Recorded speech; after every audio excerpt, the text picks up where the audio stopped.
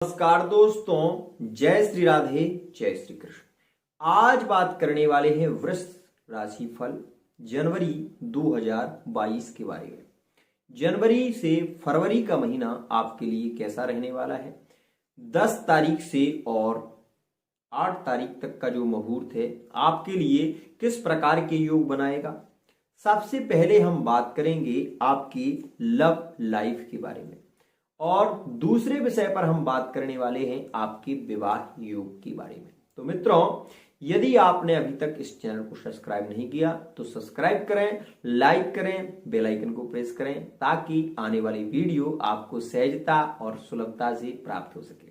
मित्रों, सबसे पहले हम बात कर लें इस महीने के ग्रह गोचर के बारे में, जो कि आप ये देख रहे हैं ग्रह गोचर जो यहां पर दिखाई दे रहा है। इसमें प्रथम भाव में आपको राहु नजर आ रहा होगा। राहु के साथ में यदि आपकी कुंडली में चंद्रमा इसी भाव में बैठा हुआ है तो आपकी राशि वृष है और वृष राशि के चलते आपके लिए क्या योग रहने वाले हैं इस विषय पर हम चर्चा करने वाले हैं। तो मित्रों, मैं आपको एक बात और भी बता दूं कि जो यह वर्ष हमने आपको पिछले वीडियो में इस वर्ष के बारे में भी बहुत खास जानकारी दी है। साथ ही अब हम ग्रह गोचर के आधार पर 10 तारीख से और 8 तारीख तक जो कि वृष राशि का चंद्रमा रहने वाला है, 10 तारीख में वृष राशि का चंद्रमा है और बुधवार का दिन भरणी नक्षत्र, श्राद्ध योग, गर्करण और वृषभ राशि। तो मित्रों, यदि आपकी भी वृषभ राशि है तो यह राशिफल आपके लिए बहुत खास रहने वाला है। अब हम बात कर लें ग्रह गोचर के बारे में। तो 10वें भाव में गुरु बैठा हुआ है जो कि 5वें भाव पर दृष्टि दे रहा है। इसके चलते आपके वाहन इत्यादि के योग बहुत खास रहने वाले हैं। यदि आप कोई बिजनेस शुरू करना चाहते हैं, बड़ा प्रोजेक्ट लेकर शुरू करना चाहते हैं तो उसको भी आप कर सकते हैं। साथ ही गुरु 10वें भाव में बैठने से आपके धन आगमन की बहुत वृद्धि के योग बन रहे हैं। हम सबसे पहले बात कर लें आपकी लव लाइफ के बारे में। तो यह जो समय है वह आपके लिए कुछ खास रहने वाला नहीं है, क्योंकि इसमें बात बात पर झगड़े इत्यादि की संभावनाएं अधिक होंगी, क्योंकि इस समय जो वृष राशि का चंद्रमा है सभी ग्रह एक तरफ हो चुके हैं और इनके जाने से वृष राशि में राहु का विशेष प्रभाव देखा जा रहा है, जिसके चलते छोटी छोटी बातों को लेकर झगड़े इत्यादि हो सकते हैं। एक बात और कहूं, 7वें भाव में केतु का होना यह भी आपके कुटुंब में झगड़ों की स्थिति दर्शा रहा है। साथ ही यदि आप पार्टनरशिप में कोई कार्य करते हैं तो मैं आपको ये बता दूं कि पार्टनरशिप में कोई भी कार्य ना करें। क्यों? क्योंकि पार्टनरशिप में आपको धोखा मिल सकता है, क्योंकि 7वें भाव में केतु का होना और 8वें भाव में मंगल का जाना यह आपको दीर्घकालीन बहुत बड़ा घाटा दे सकता है। साथ ही मंगल शुक्र की युति 8वें भाव में होने से आपको मिथ्या दोष भी लग सकता है। विवाह योग की यदि हम बात करें तो 22, 23 और 24 तारीख में बहुत ही श्रेष्ठ विवाह के योग बन रहे हैं। यदि आपके पास में कोई व्यक्ति संबंध इत्यादि की चर्चा करता है तो मैं 100% ये आपसे कहता हूं कि वह विवाह की तारीख नोट कर लीजिए और विवाह हो ही जाएगा, क्योंकि राहु यहां पर दुर्योग नहीं बना रहा है, इसलिए यह विवाह हो सकता है। साथ ही एक बात और भी आपको बता दूं कि संतान को लेकर आप बहुत चिंतित होंगी। क्यों? क्योंकि राहु की दृष्टि 5वें भाव पर पड़ रही है और 5वें भाव में कन्या राशि है।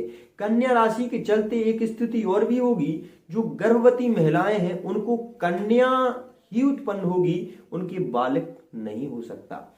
यह भी बात आप समझ लीजिए, क्योंकि अगर इस योग में आपकी कुंडली में यदि गुरु यदि आपकी कुंडली में यदि एकादश भाव में बैठा हुआ है तब तो मैं ये नहीं कह सकता कि आपकी संतान लड़की ही होगी। लेकिन यदि गुरु आपका 10वें भाव में बैठा हुआ है, राहु की दृष्टि सीधी आपके 5वें भाव पर पड़ रही है और अगर प्रथम संतान होने वाली है तो मैं कहूं ये भी उचित नहीं, परंतु इतना जरूर कह रहा हूं कि 5वें भाव में राहु की सीधी दृष्टि के कारण अकाल मृत्यु के योग बन रहे हैं।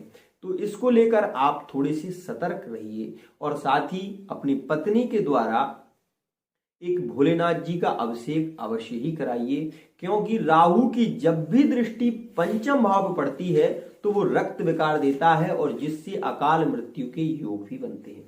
तो आप इस विषय को विशेष ध्यान रखें।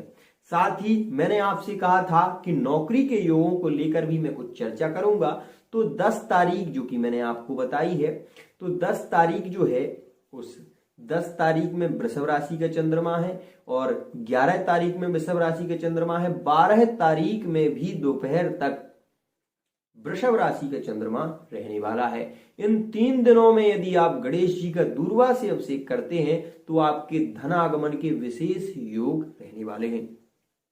बात कर ले हम आपकी नौकरी व्यापार के बारे में, तो मैंने जैसा कि बताया कि शिक्षक के योग ज्यादा बन रहे हैं। साथ ही व्यापार के लिए या वृद्धि के लिए आप कुछ करना चाहते हैं तो एक उपाय करिए, आप अपनी कनिष्ठिका उंगली में एक मोती को धारण करिए, जिससे कि आपके व्यापार में वृद्धि के योग बनेंगे।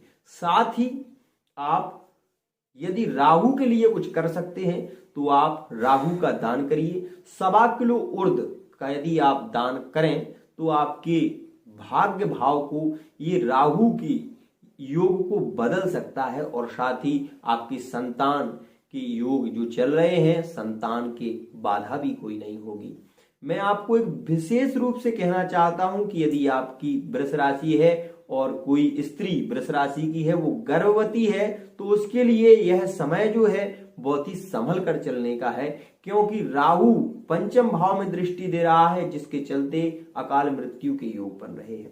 तो मैं विशेष अनुग्रह कर रहा हूं आपसे कि आप अपनी पत्नी के द्वारा मिश्री से शंकर जी का अभिषेक करवाएं, या फिर नहीं कर सकते तो वो पत्नी जो आपकी है वो थोड़ा सा एक लोटे में अपनी चांदी का कोई भी अंगूठी हो या कोई विशेष पात्र हो, उसके द्वारा थोड़ी सी मिश्री डालकर भगवान भोलेनाथ का अभिषेक यदि वो अभिषेक करती हैं 4 तारीख में करें अभिषेक, 22 तारीख में करें अभिषेक और 23 तारीख में अभिषेक करें। यह अगर अभिषेक वो करती हैं तो यह समझ लीजिए कि राहु का प्रभाव उनके बालक पर नहीं पड़ेगा। साथ ही एक बात और भी है कि उन माताओं को जिनके गर्भ में बालक है, उनके लिए ताबीज इत्यादि मैं जैसे कि मैंने पूर्व की वीडियो में बताया है वह जरूर कर लें, जिससे कि आपका बालक स्वस्थ हो और बहुत ही मस्त हो। साथ ही प्रेम विवाह भविष्य फल में आज मैं कुछ राशियों की जानकारी भी आपको देने वाला हूं, जिनके साथ में वृष राशि के संबंध बहुत ही श्रेष्ठ रहते हैं।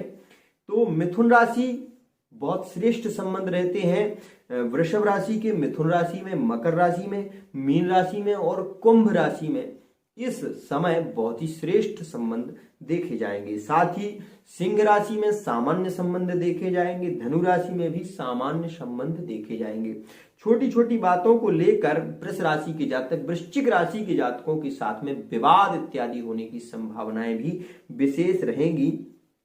साथ ही मीन राशि के जो भी जातक हैं उनके लिए बहुत ही खास रहेंगे। तो मित्रों, प्रेम राशि भविष्य फल में भी हमने कुछ राशियों के बारे में चर्चा की। आज के लिए इतना ही, और आगे भी इसके बारे में हम आपको जानकारी देते रहेंगे। हमारे चैनल को सब्सक्राइब करें, लाइक करें, बेल आइकन को प्रेस करें, ताकि आने वाली वीडियो सहजता और सुलभता के साथ में प्राप्त हो सके। आज के लिए इतना ही, इसी के साथ वाणी को विराम। जय जय।